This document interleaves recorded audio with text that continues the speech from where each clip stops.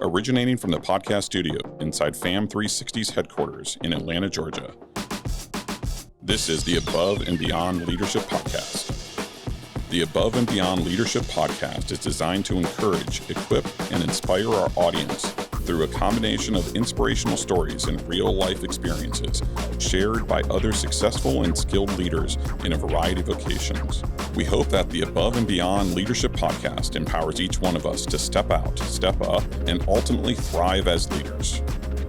Now here's our host, Mr. Matt Maloney.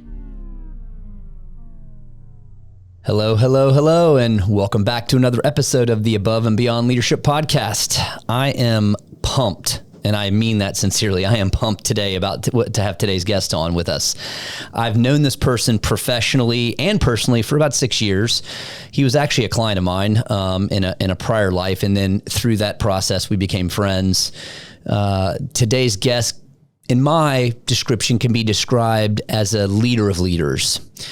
Very analytically minded individual, well-respected healthcare industry executive leader who has worked with the likes of top 5 international consulting firms, as well as multi-billion-dollar healthcare systems and other companies, everything else in between.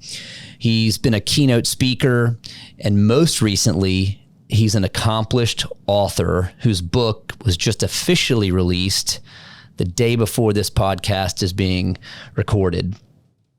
And he's really someone from my perspective that has a real gift at sharing and teaching really just profound, effective leadership techniques in a very, what I would call practical manner. His book, Everyday Leadership, You Will Make a Difference, shares concepts which allow you to become a better leader by improving your communication and approaching each situation with the appropriate mindset. So without further ado, it is my pleasure to welcome my guest and friend, Mr. Brian Unell. Thank you for having me. It is very humbling to hear that introduction. Is it weird to hear an introduction like that? It is. I'm not quite sure. I was starting to look behind me to see if there was somebody else here.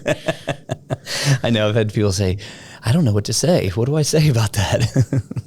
Well, I meant everything I said, and took some time to make sure that I presented it well for you. So, and I'm just appreciative of all the things that you're doing right now, and certainly excited to hear about your book and share that with the audience. So, why don't we start off though with sharing with the audience just a brief glimpse of your career journey, talking about your, how you were in healthcare and then how eventually you ended up, leading a multi-billion-dollar health system, and then we'll kind of go from there. Yeah, I'll start off by just saying how fortunate I am in life to have had a number of different opportunities and mentors and bosses who have helped me through over the years. Yeah. So out of grad school, was able to join Ernst & Young. There's actually a vignette about that in the book, and was thought I'd do it for a couple of years. My wife joined also out of grad school. We met started dating our last semester there, and thought we'd do it for a couple of years. And 6.5 years later, after getting bought from Ernst & Young to go to Capgemini and then sold over to Accenture, I just felt like I needed to do something different, and an opportunity came up to join Tenet Healthcare. Tenet was a client a few years prior and had the opportunity to have a regional role, being responsible for revenue cycle results for about a half dozen hospitals in the Southeast. And it was the perfect job from consulting to transition into industry. Yeah. And then a year into that, they offered me an opportunity to be the director of bad debt for all of Tenet. And I told my boss, I said, I don't want to be the director of bad anything. And so we broadened out the role. And let's call it good debt. Yeah, exactly. And there's a long story behind that, but ended up taking on a director of strategic initiatives role for a year. And after that was up, that was within Tenet. Within Tenet. Okay, I was commuting to Dallas. They wanted me to move to Dallas. And a year into that, they came to me and asked me to create what was eventually going to become Conifer. So I was 2 weeks away from moving to Dallas at the end of 2007 with my wife 7 months pregnant with our now 14-year-old. And for family reasons, felt like I need to look around Atlanta, being born and raised here and having all my family here. Yeah. And had an opportunity to get out of what I call the revenue psycho business, because I think it's crazy. And actually joined Piedmont Healthcare. Psycho business. I love that. Yeah. I joined Piedmont Healthcare in their project management office, and did a whole bunch of different things, which culminated in a business case that I did, which became our Epic implementation to get us ready for ICD-10 and meaningful use. And out of that, they asked me then, which was huge for our audience members that don't even understand what he just said. It was a massive shift. About $180 million technology transformation project for an organization that was basically at the end of the year making about that amount of money, a little bit less at the time probably. And so we, went on this journey we needed to go on, and they asked me to be one of the accountable executives. And I worked side by side with our chief information officer and our chief medical officer. And one of the things they asked me to do is to figure out what to do with revenue cycle operations, given my background. And we looked at everything. And after redesigning it and creating what I call a strategic value-added revenue cycle, they asked me to lead it. And the health system grew from 4 to 5 to 6 to 11 hospitals. And the team grew from 500 to basically 1,500 people. And what was that span of time, roughly? Over 6 years, essentially 6-7 years, from 2013 to 2019, 2013 to 2019. And, I was very fortunate to be able to do great things and, really set the organization apart from the other organizations in town at the time, in addition to the Southeast. I mean, Piedmont is such a great organization because of the quality of care that they provide. No doubt. And so to be able to make a lasting impact administratively was great. But, even though we had several $100 million of net revenue impacts through initiatives we did, the two biggest things I'm proud of are just around the people. The last 2 years I was there, we were able to reduce our turnover rate from over 25% when we started to under 10%. And our employee engagement scores were as high as, as any part of the company. And our engagement rate was great. So you make a huge difference in people's lives. Yeah. Well, I would argue that most businesses are really in the business of people. Right. Yeah. And great leaders such as yourself and others really recognize and realize that it really is all about the people, right? And 100%. And getting the teams of people behind, the common goal and obviously what the common objective in the mission is, but it's people first. Absolutely.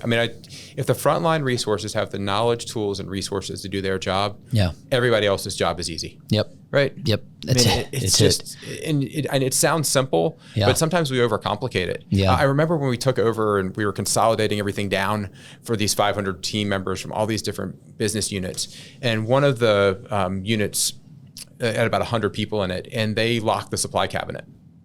And the supply cabinet was locked. So the manager, if they needed a pen or a piece of paper or not piece of paper, but like a pad or whatever, they had to go to the director to get the key. So the director was spending their time managing the supplies, which was a minuscule part of the budget, and the employees treated it like gold. Yeah. So the first thing I did is I'm taking all the supply budgets for all these different parts, I'm rolling it up, and the labor cost for 100 people is tremendous, and you're worried about supplies? Supplies, come on, right? That's absurd. It's absurd. So ironically, once we opened up the supply cabinet, our supply costs actually went down because people didn't treat this stuff like gold anymore. People weren't hoarding it. It's amazing from the mentality perspective what that can do. That's funny. Yeah. So talk a little bit about, you leave Piedmont Healthcare in end of 2019-ish? February 7th of 2020. 2020. February Perfect 7th. Timing to leave a job. Perfect timing, right? Right on the precipice of this pandemic, so to speak. And what did you do at that point? What were you? I was exploring about 20 different legitimate opportunities for next steps, including opening up my own consulting shop, going back into the Big Five, looking at other health systems and organizations. I had a desire to stay here locally with my 14-year-old, and we also have a 5-year-old daughter now, and my parents aging in years, and just felt like I wanted to try to stay local. So that was my intent. I turned down an offer to be a CFO of a private equity-backed physical therapy group because they wanted me to move to Baltimore, and that was the end of February. I told them I would commute and I'd get there, but I just couldn't move at that time. Yeah. So then the pandemic hits, and I had literally 19 things I'm looking at, and they just all start drying up like water in the desert sand. Yeah. It's just one by one. Yeah. And so I found myself with time, and I picked up a couple small consulting engagements and paying the bills, but I started writing. I had kept topics in my phone for 10 years, thinking that I would never write this book. Incredible. And I hired. Were they just topics of little nuggets of information that you would gain here and there, and you would see and say, "That's interesting. I want to write that." What did that look like? So originally, I was keeping topics on my phone and threatening my wife that I was going to write this book, and the book was going to be called "Common Sense Ain't So Common." I like that because it just was filled of things that I noticed in work and life and parenting that we do things to just make our lives so hard. Oh yeah. Right. I mean, you've got Braves season tickets, right? Yeah. We walk down the aisles, and the people who are walking up the left side, where you're trying to walk down, and they're walking up Why are you the left side. Yeah. Like, there's 2 aisles. You walk up the right side. Yeah. You know, like, we drive on the right side of the highway. Right. You drive on your right side. I mean, in the airports, it's the same way. If everybody just walked on the right, everybody would get to where they need to go. Yeah, that's right. But that's not how it goes. So the book was just sort of between traffic and everything else was going to be like just sort of silly things like that. Yeah. And I hired a guy who is a book coach. He's a book architect, and he was basically a coach for the book. And I was talking to him about the book one day, and he goes, dude, your book's about leadership. I'm like, but it's really about everyday leadership. It's not like leadership as people traditionally define it, as everyone else defines it. Yeah. And he's like, you're right. It's about trying to get everybody to realize that they can make an impact every day. Yeah. And I'm like, that's exactly what it is, right? Whether you're walking up the left side, move to the right. You can make a difference in people's lives just by moving yourself over. So did you know at that point in time that it was going to be called Everyday Leadership, or no, did that still come into focus? No, we knew it was going to be called Everyday Leadership. Okay. Now, the subtitle took months, and if not years, to figure out. Yeah, sure. And that came up later by a branding company that I'd hired to help me do some promotional stuff. And they're like, came up with this tagline, and I'm like, that's the subtitle for the book. And I've been struggling with it tremendously. Yeah, going back and forth. But that's it. But the title came easy. The title came easy. I still have the, ain't so common stuff, but we'll see. It's so good though that, you just bounce that off of this other guy who, he said, wait, hold on. It's not about every day. It's leadership. It's a leadership book. Yeah. And so, but that really wasn't your intent though, then really to write a quote unquote leadership book. I mean, out of the gate, it was more of these other things. Originally, that's what I had, I had 32 pages of notes that I had exported out of my phone into a Word document. And the same good or bad idea was in there multiple times because it was over 10 years.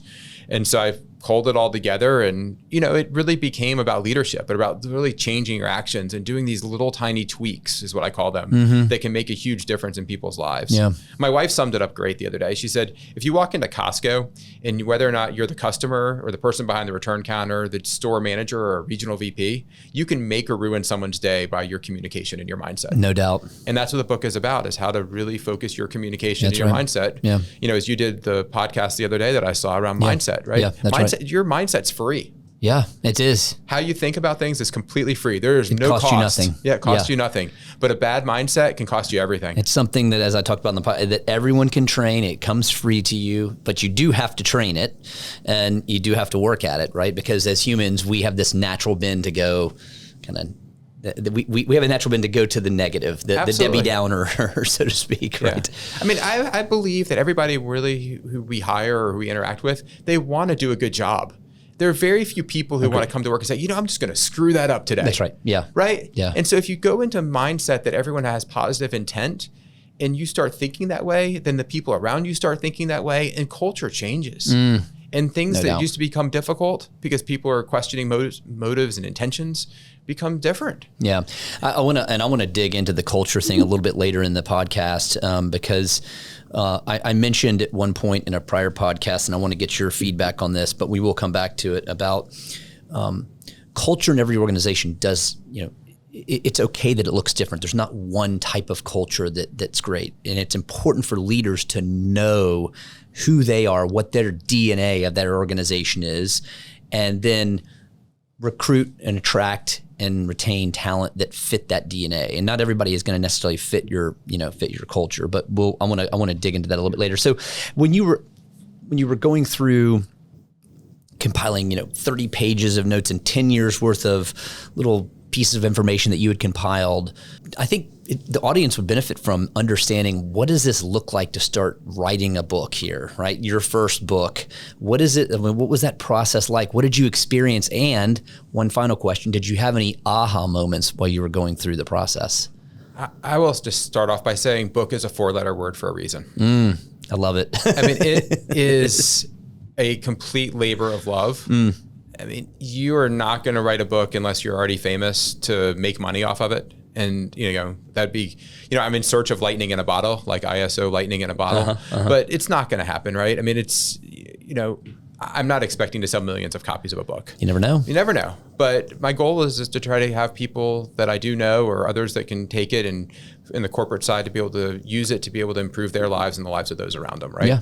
And so, I didn't realize how hard it was. I mean, I understand now why people start books and never finish it. I mean, so many people I talked to on this journey, as I told them I was writing a book, had either started a book and never finished it, have a book but decide not to publish it. I mean, it's amazing how many people out there who've started the process. 5 years into it, I still haven't finished this book. Yeah, I mean, it's time, it's money, it's knowledge and expertise, and it's not just writing. I thought writing was gonna be the hard part. And then you enter this whole jungle of editing and trying to figure out how you want to publish it, self-publishing, big publishers, hybrid publishers. And it's just, you're learning about, if you've never done it before, you have no idea even what you're talking about. And then for me personally, the hardest part has been commercialization. I have this, what I thought was a weakness, but it was really a blind spot, is I've never commercialized anything before. Yeah. I told you about my career history. I didn't have to commercialize anything in consulting. That wasn't part of your gig. So, fortunately for me, as I entered in my career journey and got on board with a new company that I'm now transitioning into the CEO role of, we were commercializing the company and commercializing the book at the same time, and they really helped each other out, which has been fantastic. Maybe we take this opportunity to kind of invite the audience into the book. And perhaps let's start off by, why don't you share some kind of key concepts and themes? I know you've talked about it at a 5,000 foot level with communication and mindset, but maybe digging a little bit deeper and sharing some things that from the book that, I think our audience could benefit from. Which one would you like? Well, the book's written in vignette style, and it's been released, a number of people have bought pre-orders, et cetera. And so it's really focused again on communication and mindset, but you could really pick up each of the vignettes, and for the most part, they can be read individually. There's one that requires a little bit of context for the other in a couple places, but in general, they can be read, independently. And it was designed that way so that you could pick it up again and reread it. And so I think just the concepts of being able to apply things on an everyday basis. I mean, one of my favorite stories is the story about my son in the ballroom dancing, obviously. And just, I can tell the full story here, or I can save it for the book, but just the inability for us to really understand always what terms mean. Right. I mean, he just didn't even know what ballroom dancing was. He had never seen Dancing with the Stars. He didn't know what he was getting himself into, but wanted to take this after school class around ballroom dancing. And we do it every day at work. Right. I mean, there was a meeting I talk about in the book where when I was about to leave Piedmont, and there was a vendor relationship with another part of the organization, and I knew both sides and was trying to facilitate reconciliation and to try to help, because both sides wanted to continue working together, but they just had some different expectations. And the meeting was over. Both sides were really happy with how the meeting went, and they walk out and they had agreed upon that they were going to have frequent meetings. And so I asked them, as one of the sides was leaving, I said, well, how often is that? And one said quarterly and one said monthly. Right. And you just think about that in a way of like, here they are, two sides, both leaving, that they thought the meeting was positive, and the word frequently just meant something different. Right there. Bam. Right. And so to me, anytime that you're using subjective terms, you've got to understand you've got to get clarity. You got to get clarity. Right. The word soon or almost done, or it'll kill you. It will. In business and in life. Oh yeah, that's really good. So that would be the number one takeaway, I would probably say. That's good. So when you look at today's, corporate leaders, whether it's in the context of healthcare or just in general, and you look at, particularly with the research that you've done for the book, and you look at communication, what do you think some of the things that are lacking in leaders today with their communication? Is it the clarity? I mean, we just talked about the clarity component, especially in large organizations. Sometimes gaining or providing clarity that permeates throughout the organization can obviously be a challenge, right? Because the people that are closest to where the message is coming from have explicit clarity, but then it gets diluted as it goes down. I think that's a big challenge. But I mean, just from your perspective and some of the research that you've done, what do you think some of the things that are missing in organizations today in leadership that relate to either communication? Well, let's start at communication. There's a concept that I call two kinds of thinking. Okay. Right. There's I have the ability to have some ideas, and I'm thinking about ideas. And then that's one kind. The second is I think that I know. Right. And that is really dangerous. And people who think that they know are the most dangerous kind of people. Right. Oh, absolutely. Except for people who think there's something that they're not. Which is a separate conversation. That's a separate topic, a separate podcast. So I think when you think that you know is when you really get into trouble. And so I think in a lot of times in communication, people think that they know. And as a result, it has an impact. I think I mentioned in the book a story around one of the consulting clients that I had. And it was a technology organization that was basically taking over a services operation. And they were basically saying they were going to bring these companies together. And the leader of the technology said, we're going to consolidate back office operations. Well, the people in the technology side, back office operations meant HR and finance. Accounting, finance, all those kinds of things. In the services business, it meant the people actually doing the work. In the operations. Was what they called the back office. And so there was this tremendous downstream impact that I'm not sure it ever got fixed because the person lost complete credibility. That they didn't even know what they were talking about. That's interesting. That goes back to that clarity component, right? And the person had the best of intentions in the world. But when you're talking about an from piece and you're bringing in a subsidiary essentially or another part of the business, it can ruin it. Give an example from your personal experience in leading, whether it was at Piedmont Healthcare or whether it was at Tennant or whether it was somewhere else, wherever. But give an example of some challenges that you went through in your leadership, and maybe where in retrospect you wish you would have done something different. You said you wish you learned. Say, I wish I would have approached it this way, because I think it's as leaders we always. We're probably our worst critic, right? In critiquing what we did and what we did. At least good leaders are, right? A lot of leaders don't, but good leaders are. And so I think, to help the audience just kind of understand that. And then what would you have maybe done different perhaps in that situation? We did incredible work over those 18 months. But I did that at the expense of some relationships. And if I had to go back over again, I would have definitely spent more time on the relationship side. If you look at the top 3 or 4, maybe 5 characteristics of great leaders, what do you say that great leader, those 3 or 4 or 5 characteristics should be that great leaders should possess? The number one is focusing on everyone but themselves. I think too often people focus on themselves first. Outward focus. And again, getting back to we talked about frontline employees, but that's one thing. The second part is making sure that you are absolutely consistent. And at the same time, you have to be authentic and genuine. If you're not authentic and genuine, people will see through it. I mean, anybody can have a shtick, so to speak. There's so many college football coaches I can think of that come in and they're able to rah-rah. I went to the University of Florida. We've had our share over the last several years.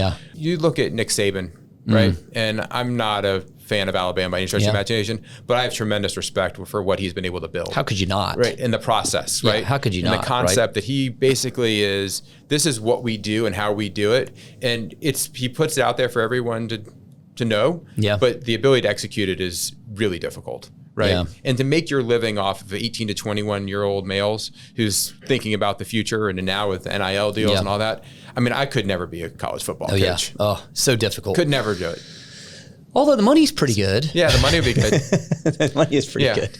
Well, this is a really good segue into culture and really the identity of an organization. And so I wanted to talk a little bit about that today with you and kind of gain some insight from you as you share with the audience. But when I mentioned this earlier, when I look at organizations and on all of the research and documentation that I've peeled through and myself on just leaders and building organizations and what culture really means, it really hit me about 3 years ago, maybe 3 to 4 years ago. I know it was before the pandemic that I had this misconception that every organization needed to have this there's like this holy grail of culture, right? And that's what we need to be. And what does that look like? And what are those components of the recipe so that I can build that culture? And then it dawned on me to say, wait a minute, no. The culture of every organization needs to be unique to that organization and to the DNA of the people that you bring in so that organization can thrive. And not every organization looks the same. So I had to reprioritize. I had to literally sit down and say, who are we? Who do I want us to be? What makes us tick, and write those things down and reprioritize what that meant for our organization. So I talk about that on another podcast, just about how culture is unique. Make sure you understand who you are and who you want your business to be, and then recruit those people. And so I have found, as I've done that, our business has gotten so much stronger than what it was before. And there's still holes. There's always, never perfect. It's never perfect. But it's gotten I'm just curious what your experience has been, around that. When I was getting my MBA and my Master in Health Administration at the same time, the MBA classes were in the business school, and they were talking about these servant leadership mentality models and some of the other characteristics of leadership that I just covered. And then I went down to near the medical school and took my Master's in Health Administration classes, and it was all about command and control mentality, right? Yeah. They were grooming us, even from the program perspective, to have a residency because doctors had residencies. And so the whole mentality was just completely different, right? Yeah. And then I get into consulting, and I'm now at, Ernst & Young, Big Five, focused on leadership and all these newer mentality models. Yeah. And then I go to my clients, and it's all this command and control, centralized decision-making. I know better than you do, right? Trying to almost make it homogenized. Yeah, right. To some degree. Yeah. Healthcare. And it's really been interesting over the years to have that dichotomy, right? Yeah. And I still think major health systems are still living in this command and control model for the most part. And again, there's exceptions out there, don't get me wrong. Yep. Yeah. But for the most part, transform their culture, right? These health systems, the larger ones, they're designed not to change. Yeah. And at the end of the day, I'm a change agent. Yeah. But so it's this counter thing. So you get the tug of war, right? Right. You've got this tug of war that's going on, and so then nothing gets done, right? Yeah. Nothing changes. With our new company that we're doing, we're able to go in and reduce costs and increase collections for all these what I call neglected providers who aren't getting the support of the larger companies. And the biggest challenge we have is just the status quo. But the environment is changing so fast. Oh yeah, I mean, especially you're right, and I mean, especially in healthcare, there's been so much. There's been so much change, but I think that from a person who's the CEO of a company that we service different market verticals, healthcare being one of our primary ones, I can say with all certainty, healthcare is about 10 to 15 years behind some of our other market verticals that we serve in terms of just their approach to things, how they look at things. Now, healthcare is also very complex. So it's probably for good reason, because there's, maybe a couple of small changes can have this ripple effect across it. They're not, other sectors aren't as well, complex. It's interesting. I read a quote from a CIO the other day of a large health system, and it said, when you're picking Epic, for example, which is the largest medical records vendor in the country, if not the world at this point, it says you won't be extraordinary. You won't be extraordinarily good, or you won't be extraordinarily bad. So it's a safe pick, right? Yeah. Because the way its system's designed. Look, we're out of time today for this episode. Incredible, huh? Yeah, like fast. we just blazed through it. I'd like to close with this quote, and it was a quote that you said earlier in the podcast, but I want it to resonate and really be captured by our audience. So this is from the one and only Mr. Brian Unell. It says, "Real problems are resolved through relationships." Really, really, really good. So just sit on that and think about that for a little bit. So Brian, thank you so much for joining us today on the Above and Beyond Leadership Podcast.